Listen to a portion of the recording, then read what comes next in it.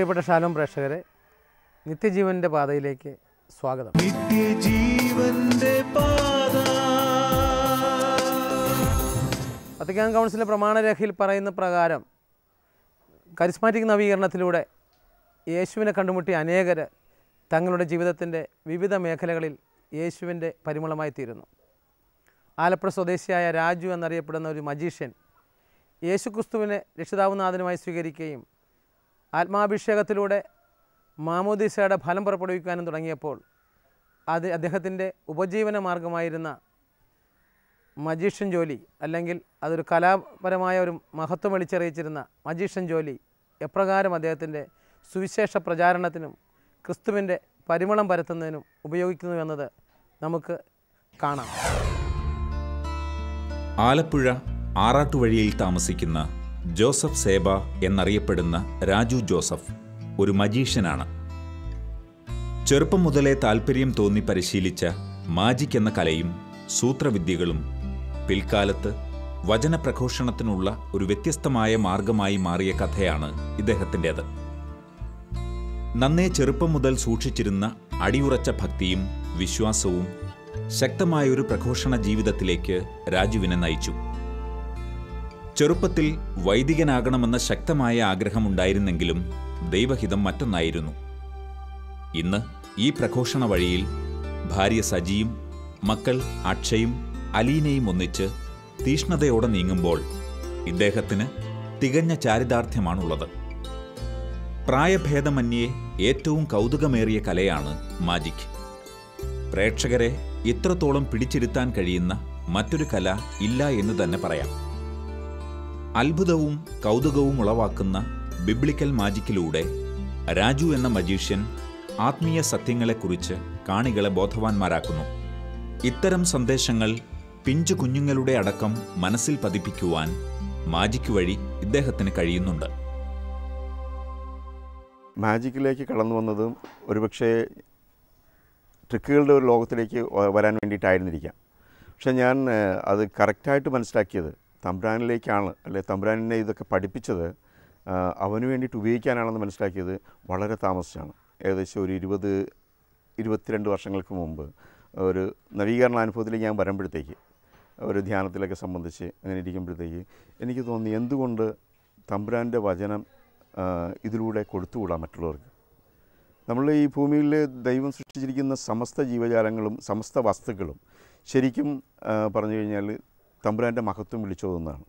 അതുകൊണ്ട് തന്നെ എനിക്ക് തോന്നി, എന്തെടുത്താലും ഒരു കല്ലെടുത്താൽ പോലും ആ കല്ലുകൊണ്ട് പോലും തമ്പുരാനെ പ്രഘോഷിക്കണമെന്ന് എനിക്ക് തോന്നി.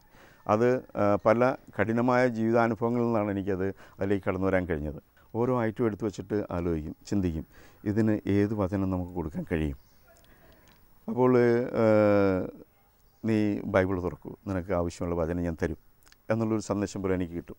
അതിനുവേണ്ടി എന്നെ സഹായിക്കാനായിട്ട് കുറേ സിസ്റ്റേഴ്സും അതുപോലെ തന്നെ ജീസസ് യൂത്തിലെ കുറേ നല്ല ആൾക്കാരും, എക്സ്പെഷ്യലി ബെന്നി, മരിച്ചുപോയ ഒരു ബാബു തുളസിത്തറയിൽ നല്ലൊരു വീഡിയോഗ്രാഫറായിരുന്നു. പുള്ളിയൊക്കെ ഒത്തിരി സഹായിച്ചിട്ടുണ്ട്. മനുഷ്യ മനസ്സിനെ യാഥാർത്ഥ്യബോധത്തിൽ നിലനിർത്തുന്ന ധാരണകളെ തകർക്കുന്ന കലയാണ് മാജിക്. അത്ഭുതകരങ്ങളായ ഗതിമാറ്റങ്ങളും കാഴ്ചകളും അതിശയത്തിൻ്റെയും ആകാംക്ഷയുടെയും മുൾമുനയിൽ കാണികളെ എത്തിക്കുന്നു. സ്വന്തം ജീവിതത്തിലും ഏറെ മാജിക്കുകൾ ആഗ്രഹിക്കുന്നവനാണ് മനുഷ്യൻ. ഭൗതിക നേട്ടങ്ങളുടെയും സുഖസൗകര്യങ്ങളുടെയും പിന്നാലെ പായുമ്പോൾ യാഥാർത്ഥ്യങ്ങളെ മറന്നുകൊണ്ട് നമുക്ക് ചുറ്റും നടക്കുന്ന ഭൗതികതയുടെ മാജിക്കുകളിൽ പലപ്പോഴും നാം മതിമറക്കാറുണ്ട്. എന്തും വെട്ടിപ്പിടിക്കാനും നേടിയെടുക്കാനുമായി പല മൂല്യങ്ങളെയും ത്യജിക്കാൻ നാം തയ്യാറാകുമ്പോൾ വർത്തമാനകാലത്തിനപ്പുറം നമ്മെ കാത്തിരിക്കുന്ന ഭാവി തകർച്ചയുടേതായി മാറിയേക്കാം. സുഖസൗകര്യങ്ങളുടെ മധ്യത്തിലും കണ്ണീരിലാഴുന്ന ഏറെ ജീവിതങ്ങൾ നമ്മെ പഠിപ്പിക്കുന്ന പാഠമിതാണ്. ഭൗതിക സൂത്രവാക്യങ്ങൾക്കതീതമായി ദൈവിക പുണ്യങ്ങളിലും മാനുഷിക മൂല്യങ്ങളിലും അടിയുറച്ച ഒരു നവതലമുറയെ വാർത്തെടുക്കുന്നതിൽ രാജു ഏറെ പരിശ്രമിക്കുന്നു. തെറ്റായ സൗഹൃദത്തിൻ്റെ വലയങ്ങളിൽപ്പെട്ട് ഒന്നിനു പിറകെ ഒന്നായി അബദ്ധങ്ങളിൽ നിബദിക്കുന്ന ആധുനിക യുവതയ്ക്ക് മുന്നിൽ കർശനമായ മുന്നറിയിപ്പുകൾ ഇദ്ദേഹം നൽകുന്നുണ്ട്. ഇപ്പോഴത്തെ ഈ കാലഘട്ടത്തിൽ കുട്ടികൾ വീണു പോകുന്ന കുറേയധികം സാഹചര്യങ്ങളുണ്ട്. ഈ സാഹചര്യങ്ങളെയൊക്കെ കോർത്തിണക്കിക്കൊണ്ട് ഈ കൊട്ടേഷൻ സംഘങ്ങളെയും ഇതൊക്കെ പറഞ്ഞുകൊണ്ട് ഒരു ഐറ്റം ഞാൻ ചെയ്യാറുണ്ട്. അതിന് വചനഭാഗം കൊടുക്കുന്നില്ലെന്നുണ്ടെങ്കിലും പക്ഷേ കുട്ടികളെ നല്ല രീതിയിൽ വളർത്തിക്കൊണ്ടുവരണമെന്ന് മാതാപിതാക്കൾക്ക് പറയുന്നു. കുട്ടികളിൽ നമ്മുടെ ശ്രദ്ധ വേണം എന്ന് പറയുന്ന ലിങ്കിങ് റിങ്സ് എന്ന് പറയുന്ന ഒരു ഐറ്റം ചെയ്യാറുണ്ട്. ഒരു 6-7-8 വളയങ്ങൾ, അത് ഇൻഡിവിജ്വലായിട്ടുള്ള വളയങ്ങളാണ്. പരസ്പര ബന്ധമില്ലാത്ത ഈ വളയങ്ങൾ നമ്മൾ പറയും ഒരു കുട്ടി അവൻ സ്വതന്ത്രനായിട്ട് നടക്കുന്നു, പക്ഷേ അവനെ കൊടുക്കാനായിട്ട് ഒരാൾ വരുന്നു. സാത്താൻ എല്ലായിടത്തും അവൻ വളരെ ശ്രദ്ധയോടുകൂടി ഏതൊക്കെ രീതിയിൽ ഈ കെണിയിൽ അകപ്പെടുത്തണം എന്ന് കരുതി വരികയാണ്. അപ്പോൾ ഈ വളയെടുത്തിട്ട് വേറൊരു വളയെടുത്തിട്ട് ഞാൻ പറയും അവൻ്റെ സുഹൃത്താണ്, ഇവൻ പാപത്തിൽ വീണുപോയവനാണ്, പക്ഷേ ഇവൻ പാപിയല്ലാതെ നല്ല അവസ്ഥയിൽ വീഴുന്നു. സമ്പർക്കം കൊണ്ട് നമുക്ക് ഗുണവും ദോഷവും ഉണ്ടാകും എന്ന് പറഞ്ഞിട്ട് ഇതിങ്ങനെ പരസ്പരം ഇങ്ങനെ പതുക്കെ ഒന്ന് ഇത് ചെയ്യുമ്പോഴത്തേക്ക് ഇത് ലിങ്കായിട്ട് രണ്ടുപേരും കെട്ടുപിണഞ്ഞ് കിടക്കുന്ന ഒരവസ്ഥ വരും. അതായത് ഇവനെ പാപത്തിലേക്ക് ഇവൻ വലിച്ച് ഇട്ട് കഴിഞ്ഞു. അപ്പോൾ നമ്മളെത്ര ജാഗരൂകതയോടുകൂടി ഇരുന്നാലും, എത്ര കീൻ സെൻസായിട്ടിരുന്നാലും സാത്താൻ്റെ സാന്നിധ്യം എല്ലായ്പ്പോഴും നമ്മളുടെ ചുറ്റുവട്ടത്തുണ്ടാവും. അവൻ എപ്പോഴാണ് നമ്മളൊന്ന് വീക്കാകുന്നത് അപ്പോൾ നമ്മളെ ഇങ്ങനെ ഈ കെണിയിൽ പെടുത്താനായിട്ട് അവനിങ്ങനെ ശ്രമിച്ചുകൊണ്ടിരിക്കും. അങ്ങനെ ഇത് രണ്ടും ഒന്നായി. പിന്നീട് ഇവർ രണ്ടുപേരും കൂടി ചേർന്നുകൊണ്ട് അടുത്തൊരാളെ പിടിക്കാനായിട്ട് ശ്രമിക്കുന്നു. അങ്ങനെ ഇങ്ങനെ പറഞ്ഞിട്ട് മൂന്നാമതൊരാളാകുന്നു. അങ്ങനെ 4, 5, 6 അങ്ങനെ 6-7 വളയങ്ങൾ ഇങ്ങനെ ഒരുമിച്ച് ചേർന്ന് ഇങ്ങനെ കിടക്കുമ്പോഴത്തേക്ക് ഞാൻ പറയുന്നതാണ്, നമ്മൾ മാതാപിതാക്കൾ ശ്രദ്ധയോടുകൂടിയിരിക്കണം. കാര്യം ഇതുപോലെ കൊട്ടേഷൻ സംഘങ്ങളുടെയും മയക്കുമരുന്ന് മാഫിയകളുടെയും സെക്സ് റാക്കറ്റിൻ്റെയും ഒന്നും കണ്ണികളായിട്ട് നമ്മുടെ മക്കൾ തീരാതിരിക്കുന്നതിന് വേണ്ടിയിട്ട് നമ്മൾ കുട്ടികളെ നമ്മൾ ദൈവത്തെ അറിഞ്ഞ് ദൈവത്തെ മനസ്സിലാക്കി ജീവിക്കാനായിട്ട് പഠിപ്പിക്കുക. തൻ്റെ അനുദിന ജീവിതത്തിൽ ലഭിക്കുന്ന തിരിച്ചറിവുകളാണ് രാജീവിൻ്റെ മാജിക്കുകളിലെ സന്ദേശം. തനിക്ക് വഴിയൊരുക്കുന്ന ദൈവം തനിക്കായി നിശ്ചയിച്ചിരിക്കുന്ന പദ്ധതികളെക്കുറിച്ച് ബോധവാനായ ഇദ്ദേഹം ജീവിതവീഥികളിലെ ദൈവിക ഇടപെടലുകളെ തിരിച്ചറിയുന്നു. ജീവിതത്തിൽ ഓരോരുത്തരെയും തേടിയെത്തുന്ന നല്ലതും മോശവുമായ അനുഭവങ്ങൾക്ക് പിന്നിലെ ദൈവകരത്തെ ഗ്രഹിക്കുക എന്നത് തന്നെയാണ് അദ്ദേഹത്തിൻ്റെ ജീവിതം നൽകുന്ന പ്രധാന സന്ദേശം.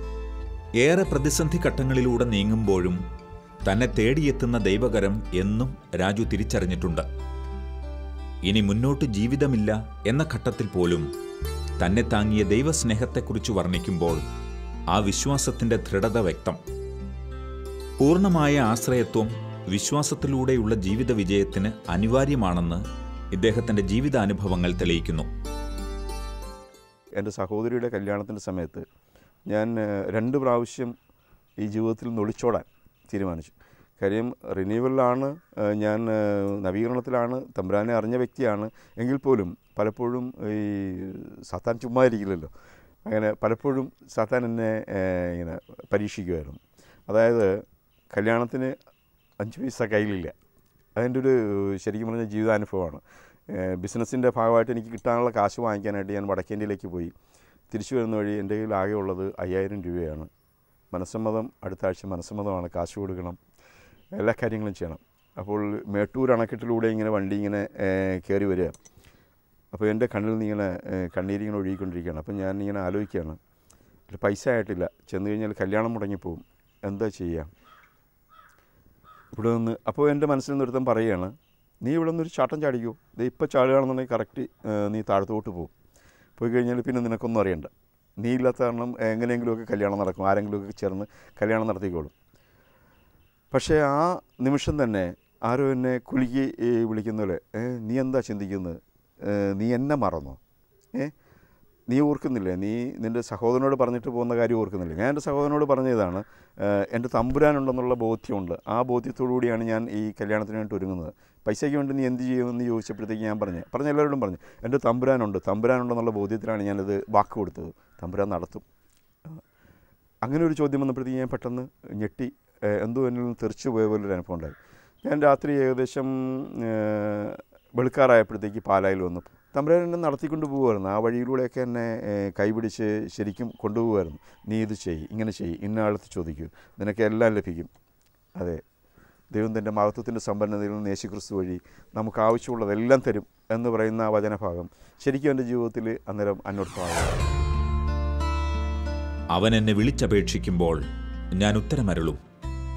അവൻ്റെ കഷ്ടതയിൽ ഞാൻ അവനോട് ചേർന്ന് നിൽക്കും. ഞാൻ അവനെ മോചിപ്പിക്കുകയും മഹത്വപ്പെടുത്തുകയും ചെയ്യും. സങ്കീർത്തനം 91:15. 91-ാം സങ്കീർത്തനത്തിൽ പ്രകീർത്തിക്കുന്ന കർത്താവിൻ്റെ സംരക്ഷണ വാഗ്ദാനങ്ങൾക്ക് തൻ്റെ വിശ്വാസ ജീവിതത്തിൽ വലിയ സ്ഥാനമുണ്ടെന്ന് രാജു അടിവരയിട്ട് പറയുന്നു. ജീവിതത്തിലെ ഏത് പ്രതിസന്ധി ഘട്ടങ്ങളെയും അതിജീവിക്കാൻ ഒരു വിശ്വാസിയെ പര്യാപ്തനാക്കുന്ന ശക്തമായ ഈ വചനങ്ങൾ ഉരുവിടാത്ത ഒരു ദിനം പോലും അദ്ദേഹത്തിൻ്റെ ജീവിതത്തിലില്ല. ഏറെ അപകടങ്ങളിൽ നിന്നുപോലും തന്നെ രക്ഷിച്ച ഈ വചനം ഇദ്ദേഹം പ്രഘോഷിക്കുന്നത് രസകരമായ ഒരു മാജിക്കിലൂടെയാണ്. മാജിക്കിൽ ഇങ്ങനെ ഹെഡ് സോഡ് എന്ന് പറയുന്ന ഒരു ഐറ്റം ഉണ്ട്. ഒരു ഫ്രെയിം ഇട്ടിട്ട് തലയിൽ പെടലിക്ക് കൂടി ഇങ്ങനെ വാൾ കുത്തിയിറക്കുന്ന ഒരു ഐറ്റം. ആദ്യം അത് കാണിച്ചതിന് ശേഷം ഇങ്ങനെ കുത്തിയിറക്കും, ഒന്നും സംഭവിക്കില്ല. തിരിച്ചുകൂടി എടുക്കുമ്പോഴത്തേക്ക് നോർമലായിട്ട് ആ പെൺകുട്ടി എഴുന്നേറ്റ് പോകുന്നതാണ്. അപ്പോൾ ഇത് ഞാനിങ്ങനെ ഈ ഐറ്റം കൊടുക്കുമ്പോഴത്തേക്ക് ഞാൻ പറയുന്നത് 91-ാം സങ്കീർത്തനം നിങ്ങൾ വായിക്കണം, കാര്യം അത് നിങ്ങളുടെ ജീവിതത്തിൽ ഒത്തിരി സംരക്ഷണം തരും എന്ന് പറഞ്ഞു. എൻ്റെ ജീവിതാനുഭവത്തിൽ പറയുകയാണ്, ഞാൻ ദിവസവും 91-ാം സങ്കീർത്തനം ചൊല്ലിയിട്ട് ശേഷം മാത്രമേ വീട്ടിൽ നിന്ന് ഇറങ്ങുള്ളൂ. അഥവാ ഒരു ദിവസം മറന്നു പോകുകയാണെങ്കിൽ പോലും ഞാൻ വണ്ടി ഓടിച്ചുകൊണ്ട് പോകുമ്പോഴത്തേക്ക് അത് ചൊല്ലിയിരിക്കും. കാര്യം പല അപകടങ്ങളിൽ നിന്ന് തലനാരിഴയ്ക്ക് ഞാൻ രക്ഷപ്പെട്ടിട്ടുണ്ട്. വണ്ടിയുടെ ഒരു ദിവസം ഒരു ലോറിയുടെ അടിയിൽ നിന്നാണ് തമ്പുരാൻ എന്നെ വലിച്ചു മാറ്റിയത്. അതുപോലെ തന്നെ എൻ്റെ മാജിക് ജീവിതാനുഭവങ്ങളിൽ പലപ്പോഴും തമ്പുരാൻ എന്നെ രക്ഷിച്ചിട്ടുണ്ട്. രക്ഷിക്കുക എന്ന് പറഞ്ഞാൽ ഈ തലമുറിക്കുന്ന ഒരു ഐറ്റം ഉണ്ട്. ശരിക്കും പറഞ്ഞാൽ ഒരാളുടെ ഓഡിയൻസിൻ്റെ ഇടയിൽ നിന്നാണ് ഞാൻ പലപ്പോഴും ആളെ വിളിച്ച് ഇങ്ങനെ ഈ ഐറ്റംസൊക്കെ കാണിക്കുന്നത്. അപ്പോൾ ഒരു പ്രാവശ്യം തല ഇങ്ങനെ വെച്ച് വാള് ഇറക്കുന്ന സമയത്ത് എനിക്ക് തോന്നി, ഇല്ല നീ താത്തരുത്, താത്തിയാൽ ചിലപ്പോൾ മുറിഞ്ഞു പോകും.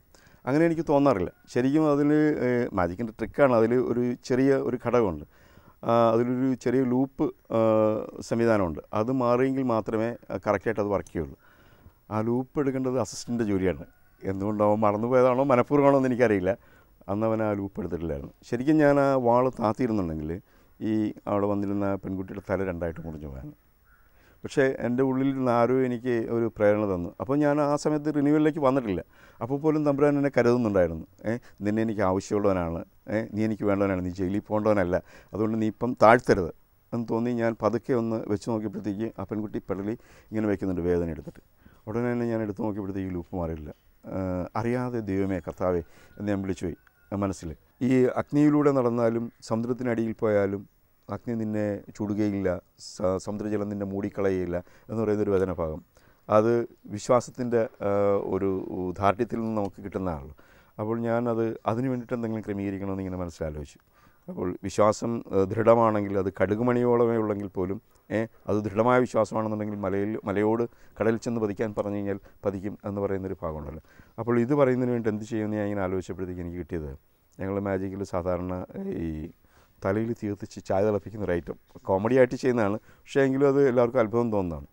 അപ്പോൾ അതിന് വേണ്ടിയിട്ട് അത് ചെയ്യണമെന്ന് എനിക്ക് തോന്നി. അപ്പോൾ ഞാൻ ഒരു പെൺകുട്ടിയെ വിളിച്ചു വരുത്തിയിട്ട് ചോദിക്കുന്നത്, നിങ്ങൾക്ക് എന്നോട് എന്തെങ്കിലും വിരോധമുണ്ടോ? എന്നറിയ വിരോധമൊന്നുമില്ല. ഞാൻ പറയും, വിരോധം ഉണ്ടെങ്കിൽ ഒരുവൻ നിൻ്റെ ശത്രുവാണെങ്കിൽ പോലും അവന് വിശക്കുമ്പോൾ ഭക്ഷിക്കുവാനും ദാഹിക്കുമ്പോൾ കുടിക്കുവാനും കൊടുത്തുകൊണ്ട് അവൻ്റെ തലയിൽ തീജ്വാലകൾ എരിയിക്കുമെന്ന് വിശുദ്ധഗ്രന്ഥം പറയുന്നുണ്ട്. നമുക്ക് നോക്കാം എന്ന് പറഞ്ഞുകൊണ്ട് ഇരുത്തിയിട്ട് കണ്ണു മൂടിക്കെട്ടി തലയിൽ ഒരു ചെറിയ തുണിയിട്ട് ഒരു തിരിയുടെ പോലത്തെ സാധനത്തിൽ മണ്ണെണ്ണയൊക്കെ ഒഴിച്ചിട്ട് തലയിൽ വെച്ച് കത്തിച്ച് അതിങ്ങനെ ആളിക്കത്തും. ഇത് കാണുമ്പോഴത്തേക്ക് കുട്ടികൾക്കൊക്കെ കുറച്ച് ഭയവും കുറേയധികം വിസ്മയവും തോന്നും. അങ്ങനെ നമ്മൾ ചായ തിളപ്പിച്ചിട്ട് ഇത് എടുത്ത് ഈ ചൂട് ചായ ഈ പെൺകുട്ടിക്ക് അല്ലെന്നുണ്ടെങ്കിൽ ഈ കുട്ടിക്ക് കൊടുത്തുകൊണ്ട് പറയും, തമ്പുരാൻ പറഞ്ഞത് തലയിൽ തീജ്വാലകൾ ഇരിക്കണമെന്ന് പറഞ്ഞത് തലയിൽ തീ കത്തിക്കാനല്ല പറഞ്ഞിരിക്കുന്നത്. കാര്യം വേറൊരു അർത്ഥത്തിൽ പിള്ളേരെടുക്കാമല്ലോ. അതുകൊണ്ട് അങ്ങനെയല്ല പറഞ്ഞിരിക്കുന്നത്. മറിച്ച് അവൻ്റെ തലയിൽ അവനെ വിശക്കുമ്പോൾ ഭക്ഷിക്കുവാനും, ശത്രുവാണെങ്കിൽ പോലും നിനക്ക് ഉപകാരം ചെയ്യാത്ത നിന്നെ ഉപദ്രവിക്കുന്നൊരു വ്യക്തിയാണെങ്കിൽ പോലും അവന് വിശക്കുമ്പോൾ അവന് ഭക്ഷിക്കാൻ, അവന് ദാഹിക്കുമ്പോൾ അവന് കുടിക്കാൻ, അതായത് അവന് നന്മകൾ ചെയ്തുകൊണ്ട് അവൻ്റെ തലയിൽ അവൻ്റെ ഹൃദയത്തിൽ സ്നേഹത്തിൻ്റെ തീജ്വാലകൾ എരിയിക്കുവാൻ എന്ന് പറയുന്ന ഒരു ഭാഗമാണ് അതിനുവേണ്ടി കൊടുക്കുന്നത്. മാജിക്കിനെ ധനസമ്പാദനത്തിനുള്ള മാർഗമായി ഇന്ന് ഇദ്ദേഹം കാണുന്നില്ല. തൻ്റെ വചനപ്രഘോഷണ മാർഗം തന്നെയായ ഇതിനുവേണ്ടി ദിവസങ്ങൾ തന്നെ മാറി നിൽക്കേണ്ടി വരികയും സാമ്പത്തിക ബാധ്യതകൾ ഉണ്ടാവുകയും ചെയ്യുന്നെങ്കിൽ പോലും തൻ്റെ കലാപ്രവർത്തനങ്ങളിലൂടെ വചനം പ്രഘോഷിക്കപ്പെടുന്നതിൽ രാജു ചാരിതാർത്ഥ്യമുള്ളവനാണ്. ചില ചെറിയ ബിസിനസ്സുകളാണ് ഈ കുടുംബത്തിൻ്റെ വരുമാന മാർഗം. ചെറിയൊരു കയർ ഫാക്ടറി രാജുവിൻ്റെ നേതൃത്വത്തിലും ഒപ്പം ഒരു ബ്യൂട്ടി പാർലറും ടൈലറിംഗ് ഷോപ്പും സജിയുടെ നേതൃത്വത്തിലും നടക്കുന്നു. ഞാനൊരു ബിബ്ലിക്കൽ മാജിക് ഷോ ചെയ്യാനായിട്ട് ഒരു ക്രിസ്ത്യൻ്റെ ഒരു പ്രോഗ്രാമിന് അല്ലെങ്കിൽ ഒരു ജീസസ് യൂത്തിൻ്റെ ഒരു പ്രോഗ്രാമിന് പോയിട്ട് തിരിച്ചു വരുമ്പോഴത്തേക്ക് അവിടെ നിന്ന് ഒരു ചെറിയ എമൗണ്ട് തന്നാൽ ഞാൻ പറയും വേണ്ട, എനിക്കുള്ളത് ഇപ്പോൾ തമ്പുരാൻ തന്നു കാണും എന്ന് ആ ഒരു ബോധ്യം എനിക്കുണ്ട്, തന്നു കാണും. ഇവിടെ തിരിച്ചു വരുമ്പോഴത്തേക്ക് ഒന്നെങ്കിൽ എൻ്റെ അമ്മച്ചി പറയും അല്ലെങ്കിൽ വൈഫ് പറയും, ഇന്നാൾ പറഞ്ഞിരുന്നില്ലേ ആ പൈസ ഒരു പാർട്ടി കൊണ്ടുവന്ന് ഇത്ര രൂപ തന്നു കേട്ടോ എന്ന് പറയും. അപ്പോൾ ഞാൻ അവിടെ ജോലി ചെയ്തപ്പോഴത്തേക്ക് എനിക്കുള്ള പ്രതിഫലം ഇവിടെ കിട്ടിക്കഴിഞ്ഞു. അപ്പോൾ എൻ്റെ ജീവിതത്തിൽ അങ്ങനെ ഒത്തിരി അനുഭവങ്ങൾ ഉണ്ടായിട്ടുണ്ട്. ഈ കുടുംബത്തിൻ്റെ ആത്മീയ ശുശ്രൂഷ മാജിക് ഷോകളിൽ മാത്രം ഒതുങ്ങുന്നതല്ല. തങ്ങളാലാകുന്ന മറ്റനവധി പ്രവർത്തനങ്ങൾക്ക് ഇവർ നേതൃത്വം നൽകുന്നുമുണ്ട്. ഇവർ മുൻകൈയെടുത്ത് എല്ലാ മാസവും അനേകരെ ഗുഡ് ന്യൂസ് ധ്യാനകേന്ദ്രത്തിലേക്ക് അയക്കുകയും അവർക്കു വേണ്ടി പ്രാർത്ഥിക്കുകയും ചെയ്യാറുണ്ട്. 10ാം ക്ലാസ്സിൽ പഠിക്കുന്നതേ ഉള്ളൂ എങ്കിലും മകൻ അക്ഷയ് ജീസസ് യൂത്തിൻ്റെ സജീവ പ്രവർത്തകനാണ്. കുടുംബജീവിതത്തിൻ്റെയും ബിസിനസ്സുകളുടെയും വലിയ തിരക്കുകൾക്കിടയിലും പ്രാർത്ഥിക്കുവാനും പ്രഘോഷിക്കുവാനും സമയം ധാരാളം കണ്ടെത്തുകയും എല്ലാ രീതിയിലും ക്രിസ്തുവിനെ പ്രഘോഷിക്കുകയും ചെയ്യുന്ന ഈ കുടുംബം നമുക്കൊരു മാതൃകയാണ്. രൂപതയുടെ വെക്കേഷൻ ലോഗോസ് ഫെസ്റ്റ് എന്ന് പറയുന്ന ഒരു അവധിക്കാല തിരുവചനോത്സവം, അതിനു വേണ്ടിയിട്ട് സുവിശേഷ ഭവനം എടുക്കുന്ന ഒരു ടീമുണ്ട്. ഒരു 32 ആനിമേറ്റേഴ്സുള്ള ഒരു ടീം. അതിൽ ഞങ്ങൾ ദമ്പതികളായിട്ട് ഞങ്ങൾ മാത്രമാണ് ആനിമേറ്റേഴ്സായിട്ട് വന്നിരിക്കുന്നത്. അപ്പോൾ അങ്ങനെ ചെയ്യുന്നുണ്ട്. പിന്നെ രൂപതാ കൗൺസിലിൽ മെമ്പറായി. ഇതെല്ലാം തമ്പുരാൻ കൊണ്ടുവന്ന ഓരോരോ കാര്യങ്ങളിൽ ഓരോരോ ദൗത്യം ചെയ്യുന്നതിന് വേണ്ടി ഏൽപ്പിക്കുന്നതായിട്ടാണ് എനിക്ക് തോന്നിയിരിക്കുന്നത്. പിന്നെ ഇപ്പോൾ ഞാനും എൻ്റെ ജീവിത പങ്കാളിയും മക്കളും കൂടി ചെയ്തുകൊണ്ടിരിക്കുന്നതെന്ന് പറഞ്ഞു കഴിഞ്ഞാൽ ഗുഡ് ന്യൂസിൽ എല്ലാ മാസവും അവസാന ഞായറാഴ്ച ധ്യാനത്തിന് വേണ്ടിയിട്ട് ആൾക്കാർ ഒരുക്കി വിടുന്നുണ്ട്. കിഡ്നിക്ക് കംപ്ലൈൻ്റ് ഉള്ളവർ, അതുപോലെ തന്നെ ക്യാൻസർ ഉള്ളവർ, വായിൽ ട്യൂബ് ഇട്ടിട്ട് ഭക്ഷണം കഴിക്കാൻ പറ്റാത്തവർ, എല്ലാവരും അവിടെ വന്നതിന് ശേഷം അവർക്ക് എല്ലാവർക്കും പ്രത്യാശ കൊടുത്തുകൊണ്ടാണ് കൊണ്ടുപോകുന്നത്. ഇല്ല, നിങ്ങൾ തമ്പുരാൻ്റെ സന്നിധിയിൽ വന്നിരുന്നു കഴിഞ്ഞാൽ തീർച്ചയായിട്ടും നിങ്ങൾക്ക് മാറ്റും. ഇത് മാജിക്കുമായിട്ട് ബന്ധപ്പെട്ടതല്ല, അല്ലാതെ ഞാനും ചെയ്തുകൊണ്ടിരിക്കുന്ന കാര്യങ്ങളുള്ള. നിങ്ങളവിടെ വന്നു കഴിഞ്ഞാൽ തീർച്ചയായിട്ടും നിങ്ങൾക്ക് മാറ്റം ഉണ്ടാകും എന്ന് പറഞ്ഞാൽ ഇതുവരെ ഞങ്ങൾ കൊണ്ടുപോയിരിക്കുന്ന ഒരു 75% പേർക്കും തമ്പുരാൻ്റെ സ്പർശനം കിട്ടിയിട്ടുണ്ട്. ശരിക്കും അവർക്ക് വേണ്ടി ഞങ്ങൾ അയച്ചിട്ട് ഞങ്ങൾ ചുമ്മാ ഇരിക്കുകയല്ല, ഇവർ ധ്യാനാവസ്ഥയിലായിരിക്കുന്ന സമയങ്ങളിലൊക്കെ ഇവർക്ക് വേണ്ടി ഞങ്ങൾ ഒരുമിച്ച് കുടുംബത്തോടുകൂടി ഇരുന്ന് പ്രാർത്ഥിക്കാറുണ്ട്. ഈ വ്യക്തികൾക്ക് എല്ലാവർക്കും വേണ്ടി ഞങ്ങളിങ്ങനെ ഓരോരുത്തരുടെയും തല ഇങ്ങനെ സങ്കല്പിച്ചിട്ട് ഞങ്ങളെല്ലാവരും ഇങ്ങനെ കൈവയ്ക്കും. അവരുടെ മുകളിലാണ് ഞങ്ങളുടെ കൈ അവരുടെ തലയുടെ മുകളിലാണ് സങ്കല്പിച്ചിട്ട് തമ്പുരാനോട് അവർക്ക് വേണ്ടി പ്രാർത്ഥിക്കും. അവർക്ക് മാറ്റം ഉണ്ടാകാനായിട്ട്, അവരുടെ രോഗാവസ്ഥയിൽ നിന്ന് മാറ്റം ഉണ്ടാകാനായിട്ട്, അവരുടെ ജീവിതചര്യകളിൽ വ്യത്യാസം ഉണ്ടാകാനായിട്ട്, മദ്യപാനാസക്തിയിൽ നിന്ന് അതുപോലെ തന്നെ വേറെ ജഡിയാസക്തിയിൽ നിന്ന് ഒക്കെ മാറ്റം ഉണ്ടാകാൻ വേണ്ടിയിട്ട് അവർക്ക് വേണ്ടി പ്രാർത്ഥിക്കാറുണ്ട്. ജീവിതത്തിലൂടെയും ഇപ്പോൾ ഏറെ പ്രവർത്തനങ്ങളിലൂടെയും അബോർഷൻ എന്ന മാരക പാപത്തിനെതിരെ ഇവർ ശക്തമായ സന്ദേശമാണ് നൽകുന്നത്. ആരോഗ്യപരമായ കാരണങ്ങളാലാണെങ്കിൽ പോലും പലപ്പോഴും ഡോക്ടർമാർ തന്നെ മുന്നോട്ട് വയ്ക്കുന്ന ഗർഭഛിദ്രത്തിൻ്റെ പാത പോലും ആശാസ്യമല്ല എന്നും വിശ്വാസത്തിലൂടെയും പ്രാർത്ഥനയിലൂടെയും ആ ജീവൻ നിലനിർത്താനാവുമെന്നുമുള്ള ബോധ്യം ഇവർ തങ്ങളുടെ ജീവിതത്തിലൂടെ തെളിയിച്ചിട്ടുണ്ട്. തമ്പുരാൻ ക്ഷമിക്കാത്തൊരു പാപമാണ് ആയിട്ടാണ് എനിക്ക് തോന്നിയിരിക്കുന്നത് അബോർഷൻ. അനേകായിരം കുട്ടികൾ ഒരു ദിവസം ഇങ്ങനെ ഇല്ലാതാകുന്നുണ്ട്. അത് വളരെ നിഷ്ഠൂരമായിട്ട് വളരെ ക്രൂരമായിട്ടാണ് ഇത് ചെയ്യുന്നത്. ഇതിൻ്റെ തീക്ഷ്ണത, ഇതിൻ്റെ തീവ്രത എന്താണെന്ന് ഈ ചെയ്യുന്നവർക്കും അതായത് ഇത് ചെയ്യപ്പെടുന്നവർക്കും അറിയില്ല. ഒരു കുട്ടി എവിടെയാണോ ഏറ്റവും കൂടുതൽ സുരക്ഷിതയായിരിക്കേണ്ടത് അല്ലെങ്കിൽ സുരക്ഷിതനായിരിക്കേണ്ടത് മാതാവിൻ്റെ ഗർഭപാത്രത്തിൽ, അവിടെ വെച്ചാണ് ഈ കശാപ്പ് ചെയ്യപ്പെടുന്നത്. ഇത് കശാപ്പ് ചെയ്യുന്നത് ആരാണോ സംരക്ഷണം നൽകേണ്ടത് ആ വ്യക്തി തന്നെ, ഒരു ഡോക്ടർ തന്നെയാണ് ഇത് ചെയ്യുന്നത്. അപ്പോൾ ഇത് വളരെ നല്ല രീതിയിൽ പ്രസൻറ്റ് ചെയ്യുമ്പോഴത്തേക്ക് ഇവർക്ക് ബോധ്യമുണ്ടാകുന്നുണ്ട്. ഞാൻ ഇത് കൊടുത്ത സ്ഥലങ്ങളിലെല്ലാം പ്രോഗ്രാം കഴിഞ്ഞ് വന്നിട്ട് സ്ത്രീകളും ഇവരും പറഞ്ഞിട്ടുണ്ട്, ഇതിന് ഇത്രത്തോളം തീക്ഷ്ണത ഉണ്ടായിരിക്കുമെന്ന്, ഇത്രത്തോളം തീവ്രത ഉണ്ടായിരിക്കുമെന്ന് ഞങ്ങൾക്കറിയില്ലായിരുന്നു, ഇത്രയും ഭീകരമാണ് ഇതിൻ്റെ കാര്യമെന്ന് ഞങ്ങൾക്കറിയില്ലായിരുന്നു. എൻ്റെ മൂത്ത കുട്ടി ഇതേപോലെ നഷ്ടപ്പെട്ടു പോകുന്ന കരുതിയാണ്. ഞാനിപ്പോൾ ഡോക്ടറുടെ പേര് പറയുന്നില്ല. അവിടെ ചെന്ന് കഴിഞ്ഞപ്പോഴത്തേക്ക് ബ്ലീഡിങ് ഉണ്ടായി ചെന്ന് കഴിഞ്ഞപ്പോഴത്തേക്ക് ലേഡി ഡോക്ടർ പറഞ്ഞു, ഇതിപ്പം ബ്ലീഡിങ് ആയിപ്പോയി, നിങ്ങൾക്ക് നമ്മളുടെ രാജ്യത്തിന് ആരോഗ്യമുള്ള കുട്ടികളെ മതി, അതുകൊണ്ട് നിങ്ങൾ ഈ ഗുളിക മേടിച്ച് കഴിക്കും, അതുകൊണ്ട് 2 ദിവസം കഴിഞ്ഞു DNC ചെയ്യണം എന്നാണ്. അപ്പോൾ ഞങ്ങൾ ഈ സ്ക്രിപ്റ്റും ആയിട്ട് പോയി ഗുളികയും വാങ്ങിച്ച് വീട്ടിൽ വന്നിട്ട് ഞങ്ങൾ ഒരുമിച്ചിരുന്ന് പ്രാർത്ഥിക്കുകയാണ്. അതുകൊണ്ടുതന്നെ ഈ അങ്ങ് തന്ന കുട്ടിയാണ്, പക്ഷേ ഇതിനെ കളയാനായിട്ട് ഇതേപോലെ പറയുന്നു, ഞങ്ങൾ എന്താണ് ചെയ്യേണ്ടത് എന്ന് പറഞ്ഞ് ഇങ്ങനെ പ്രാർത്ഥിച്ചപ്പോഴത്തേക്ക് ഞങ്ങൾക്ക് കിട്ടിയത്, ആ ഗുളികകൾ നിങ്ങൾ വലിച്ചെറിഞ്ഞ് കളയുക എന്ന ഞങ്ങൾക്ക് കിട്ടിയ മെസ്സേജ്. ഞങ്ങൾ തെങ്ങിൻ്റെ വീട്ടിലേക്ക് ഈ ഗുളിക വലിച്ചെറിഞ്ഞ് കളഞ്ഞു. 2 ദിവസവും ഞാൻ എൻ്റെ ജീവിത പങ്കാളിയുടെ വയറിൽ കൈവച്ച് പ്രാർത്ഥിക്കും, കുട്ടിക്ക് വേണ്ടി പ്രാർത്ഥിക്കും. കുട്ടിയുടെ ആരോഗ്യത്തിന് വേണ്ടിയിട്ട്. തമ്പുരാൻ ഏതവസ്ഥയിൽ തന്നാലും ശരി ഇതിനെ സ്വീകരിക്കാൻ ഞങ്ങൾ തയ്യാറാണ്. തമ്പുരാൻ തരുന്നത് നല്ലതേ തരുള്ളൂ, അങ്ങനൊരു ബോധ്യം. ഒരു കുഴപ്പമില്ലാതെ കാലത്തിൻ്റെ തികവിൽ കൃത്യമായിട്ട് എല്ലാ ദിവസവും പൂർണ്ണമായിക്കൊണ്ട് ഒരു കുട്ടിയെ തമ്പുരാൻ തന്നു. അക്ഷയ് എന്ന് പറഞ്ഞ ഒരു ക്ഷയിക്കാത്ത തമ്പുരാൻ്റെ സ്നേഹം, അതുകൊണ്ട് അക്ഷയ് എന്നവന് പേര്. എല്ലാ പ്രാരാബ്ധങ്ങളും പേറുന്ന ഒരു സാധാരണ കുടുംബം തങ്ങളിൽ നിന്ന് ദൈവം ആഗ്രഹിക്കുന്നത് എന്താണെന്ന് മനസ്സിലാക്കി പൂർണ്ണ സന്നദ്ധതയോടെ അവർ ലോകമധ്യത്തിലേക്ക് ഇറങ്ങുമ്പോൾ അത് അനവധി ആത്മാക്കളുടെ രക്ഷയ്ക്ക് കാരണമാകുന്നു. വ്യക്തിജീവിതങ്ങളും കച്ചവട മേഖലകളും പോലും അവർക്ക് പ്രഘോഷണവേദിയായി മാറുന്നു. ദൈവകൃപ ലഭിച്ച ഈ അനുഗ്രഹീത കുടുംബം നമ്മുടെ ക്രൈസ്തവ ജീവിതത്തിലും മാതൃകയാകട്ടെ. മജീഷ്യനായ രാജുവിൻ്റെ ജീവിതത്തിലൂടെ നമ്മൾ നടന്നു നീങ്ങുകയായിരുന്നു. പലപ്പോഴും മാജിക് മനുഷ്യരെ ആനന്ദിപ്പിക്കുവാനുള്ള ഒരു കാര്യമായി, ഒരു കലാപരിപാടിയായി നമ്മൾ കണ്ടിട്ടുണ്ട്. എന്നാൽ ആ കലാവാസനയെ എങ്ങനെ താൻ അനുഭവിച്ച യേശുവിനെ മറ്റുള്ളവർക്ക് പകർന്നു കൊടുക്കുവാനും സുവിശേഷ രഹസ്യങ്ങളുടെ വെളിപാട് എപ്രകാരം ഇതിലൂടെ മനുഷ്യർക്ക് ഗോചരമായ രീതിയിൽ എങ്ങനെ അവതരിപ്പിക്കാം എന്നൊക്കെ രാജുവിൻ്റെ ജീവിതം നമുക്ക് കാണിച്ചു തരികയായിരുന്നു. മാത്രമല്ല അദ്ദേഹത്തിൻ്റെ കുടുംബജീവിതത്തിലെയും യേശു ഇടപെടുന്ന പല സംഭവങ്ങളും നമ്മൾ കേൾക്കുകയായിരുന്നു. ഇതിൽ നിന്നൊക്കെയും ഒരു അൽമേയൻ എന്ന നിലയിൽ നമ്മൾ യേശുവിനെ സ്വീകരിക്കുകയും മാമോദീസയുടെ ഫലം പുറപ്പെടുവിക്കുകയും ചെയ്യാൻ തുടങ്ങുമ്പോൾ ഏതു സാഹചര്യത്തെയും യേശുവിനെ പ്രഘോഷിക്കുവാനുള്ള ഉപാധികളാക്കി മാറ്റുവാൻ യേശുവിന് കഴിയുമെന്ന് നമ്മൾ കാണുകയായിരുന്നു. അടുത്ത ആഴ്ചയിൽ മറ്റൊരു സന്ദേശവുമായി നിത്യജീവൻ്റെ പാതയിൽ നമുക്ക് കണ്ടുമുട്ടാം. നവീകരണത്തിൻ്റെ ജീവിതാനുഭവങ്ങളും ഈ പ്രോഗ്രാമിനെക്കുറിച്ചുള്ള നിർദ്ദേശങ്ങളും ഞങ്ങളുമായി പങ്കുവയ്ക്കാം.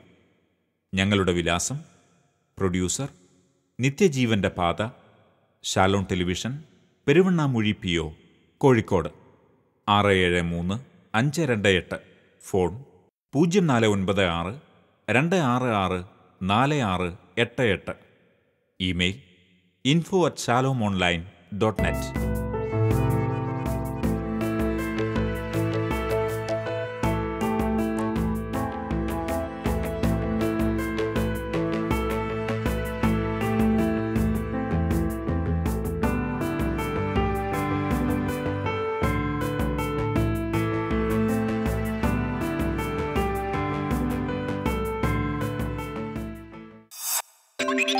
Thank you.